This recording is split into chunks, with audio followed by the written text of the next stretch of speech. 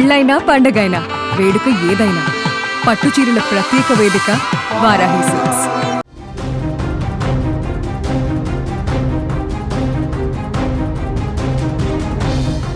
కర్ణాటకలో బస్టాండ్లో అందరూ చూస్తుండగానే ఓ యువతిపై మారణాయుధంతో దాడి చేసి కిరాతకంగా చంపేసిన ఘటన తీవ్ర కలకలం రేపుతోంది. బస్టాండ్లో బస్సు కోసం నిలబడిన ఆ యువతి ప్రాణభయంతో పరుగులు తీసినా ఆ కిరాతకుడి వేటాడి నరికి చంపాడు. మంగళూరు పరిధిలోని బంట్వాల్లో జరిగిన ఈ దారుణ హత్య ఘటన మరోసారి ప్రపంచాన్ని ఉలిక్కిపడేలా చేసింది. కర్ణాటకలోని మంగళూరు సమీపంలో ఉన్న బంట్వాల్ కేఎస్ఆర్టీసీ న్యూ బస్టాండ్ వద్ద గురువారం సాయంత్రం ప్రయాణికులు రద్దీగా ఉంది. కక్కెపదవు ప్రాంతానికి చెందిన లావణ్య అనే యువతి కళ్ళడ్కలోని ఒక ప్రైవేట్ నర్సింగ్ హోంలో పనిచేస్తోంది.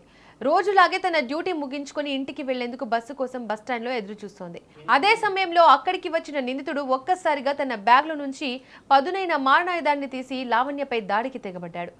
ఊహించని ఈ దాడితో షాక్ అయిన లావణ్య ప్రాణాలు దక్కించుకోవడానికి బస్టాండ్లోనే అటు ఇటు పరుగులు తీసింది. కానీ ఉన్మాదిలా మారిన ఆ వ్యక్తి ఆమెను వదలకుండా వేటాడి విచక్షణ రహితంగా దాడి చేశాడు. తీవ్ర రక్తస్రావంతో పడిపోయిన లావణ్యను స్థానికులు ఆసుపత్రికి తరలించినప్పటికీ చికిత్స పొందుతూ ఆమె కన్నుమూసింది. పట్టపగలు అందరూ చూస్తుండగానే జరిగిన ఈ హత్యతో పోలీసులు వెంటనే రంగంలోకి దిగారు. బంట్వాల్ టౌన్ పోలీసులు కేసు నమోదు చేసుకుని దర్యాప్తు చేయగా నిందితుడిని చేతన్ అనే వ్యక్తిగా గుర్తించారు.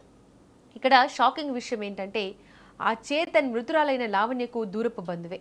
గత కొంతకాలంగా చేతన్ లావణ్యను ప్రేమిస్తున్నారంటూ వెంటపడుతూ తీవ్రంగా వేధిస్తున్నట్లు పోలీసుల ప్రాథమిక విచారణలో తేలింది.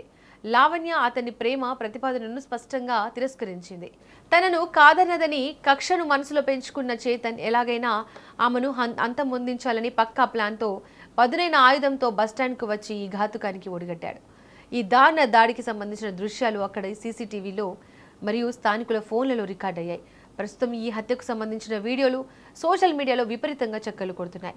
బస్టాండ్ లాంటి బహిరంగ ప్రదేశాల్లో వందల మంది జనం చూస్తుండగానే ఒక మహిళపై ఇంతటి దారుణమైన దాడి జరగడం స్థానికులలో తీవ్ర భయాందోళనలు రేకెత్తిస్తోంది.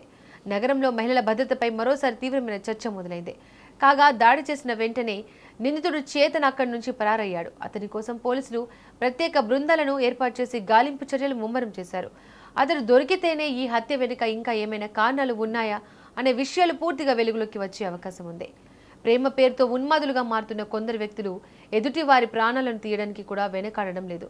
నర్సింగ్ పూర్తి చేసి సమాజానికి సేవ చేస్తూ ఎంతో మంచి భవిష్యత్తు ఉన్న లావణ్య అనే యువతి ఒక సైకో చేతిలో ఇలా బలి కావడం నిజంగా సమాజానికి సిగ్గుచేటు. ఇలాంటి ఉన్మాదులపై చట్టం కఠినంగా స్పందించి ఫాస్ట్ ట్రాక్ కోర్టు ద్వారా త్వరగా శిక్ష పడేలా చేయాల్సిన అవసరం ఎంతైనా ఉంది. మరి బహిరంగ ప్రదేశంలో జరిగిన ఈ దారుణ హత్యపై మహిళల భద్రతపై మీ అభిప్రాయాన్ని కింద కామెంట్స్ రూపంలో తెలియజేయండి.